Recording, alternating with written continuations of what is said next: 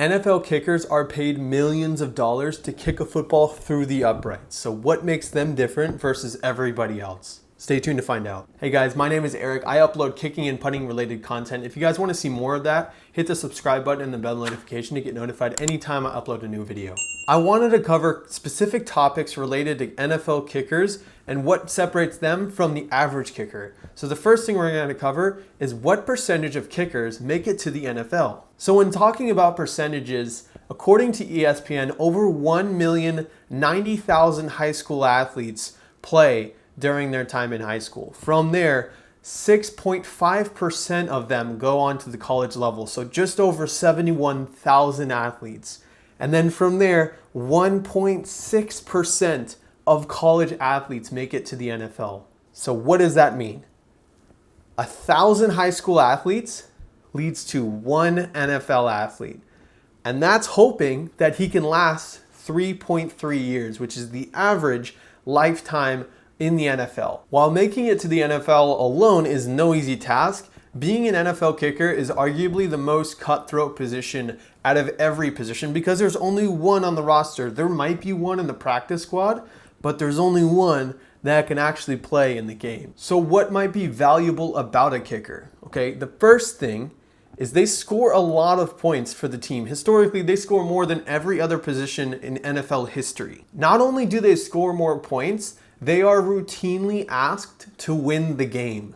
In addition to your kicker winning a lot of games, scoring a lot of points, they are responsible for being very good at their kickoffs, which ultimately leads to good field position for you guys, which means that you will most likely get a stop on the defense and they won't be able to drive out the field, and therefore, hypothetically, you would win the game. So it's not only important to have a kicker who has an accurate leg, but a really strong one, which is what we're going to talk about next. As the years have gone on, we've seen farther and farther field goals, especially now at the 66-yard field goal that Justin Tucker did earlier this year. That threshold for distance of what people expect has gone up and up and up, especially over the last 10 years. It seems as if there's more 60-yarders coming in now more than ever. 10 years ago, a 50-yarder with a 50 or 60% conversion rate was amazing. Like you were perfectly fine. Nowadays, you will probably get fired.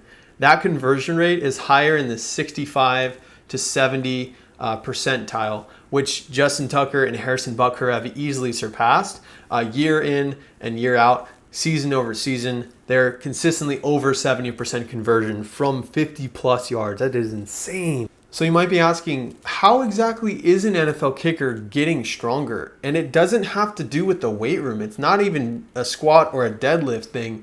Their workouts are more built around the balance and the functionality of their specific kicking motion. Because it isn't necessarily the squats or the deadlifts that's making them strong.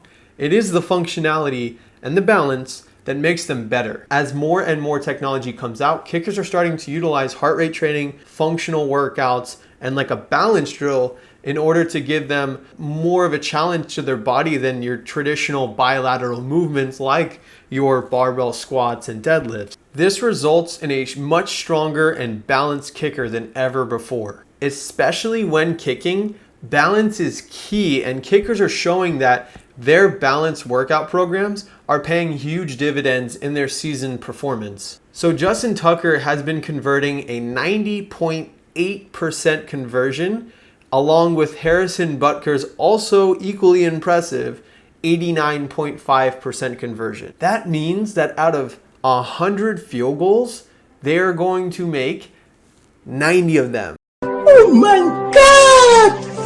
Wow! Not only are they extremely accurate, they have the strongest legs in the entire NFL, arguably NFL history. If you disagree, the door's right there. Personally, I believe that their workouts play a huge role in this whole performance, but their mindset and emotions are what they're really able to control. And this is huge. When they're playing in a stadium with thousands of fans, the ability to control your emotions and your mindset in that state is incredible. Now, the average kicker might try to aim the kick. The NFL kicker is more than likely able to do this in his sleep.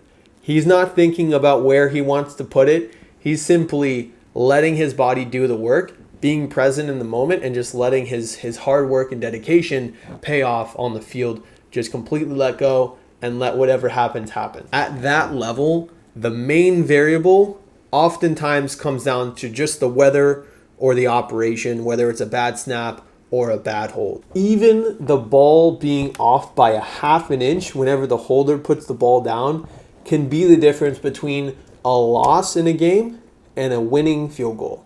So that brings us to our final point.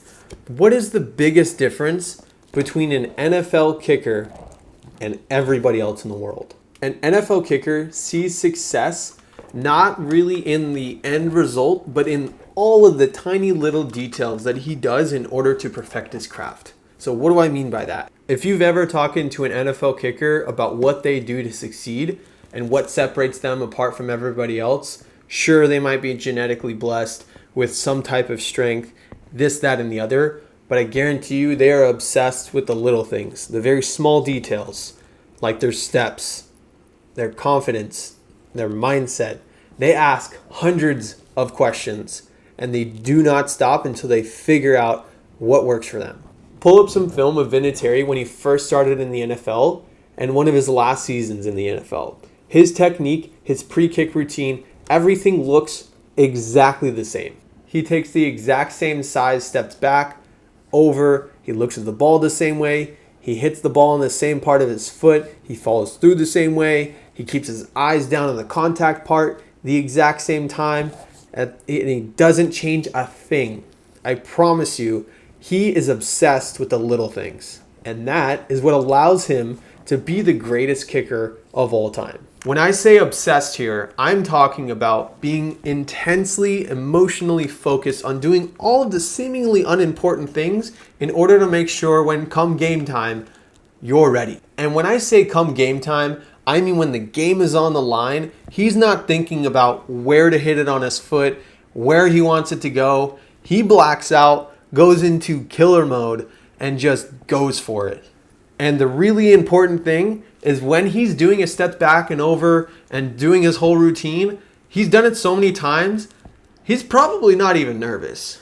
I almost guarantee that he's more calm in that moment than he ever has been because he's done it so many times. His body knows exactly what's about to happen and it lets it happen. So with all of that being said, my recommendation to you is whether you're a kicker or not, obsess over the small things because that is what's going to make you elite.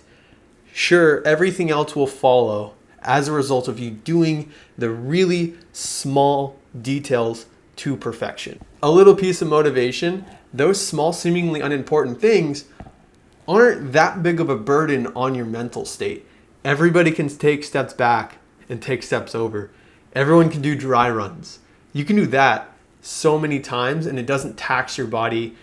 You're not having to think about chasing the ball. You're not having to think about whether you're going to make it or miss it. You're just doing all of the things to where it becomes muscle memory and you're not even thinking about it. So whenever you actually start doing it, it's just like clockwork. Thanks so much for watching, guys. Hit the subscribe button and the bell notification to get notified anytime I upload a kicking and punting video. Also check the links in the description below to get any resources for kickers and punters out there. That's all I got. Thanks so much. Talk to you next time. Peace.